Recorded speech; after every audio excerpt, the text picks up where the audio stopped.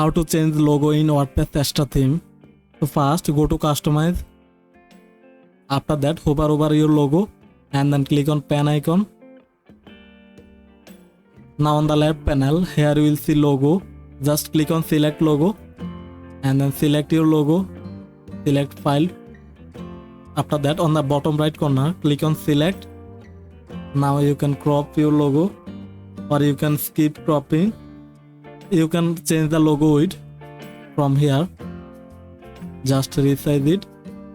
You can keep it the site title or you can delete the site title, delete it. After that click on publish and there you go. So that's how you can change your logo in WordPress Astra theme. Hope that this video help you out. If this video help you, hit the like button and subscribe the channel. Thanks for watching.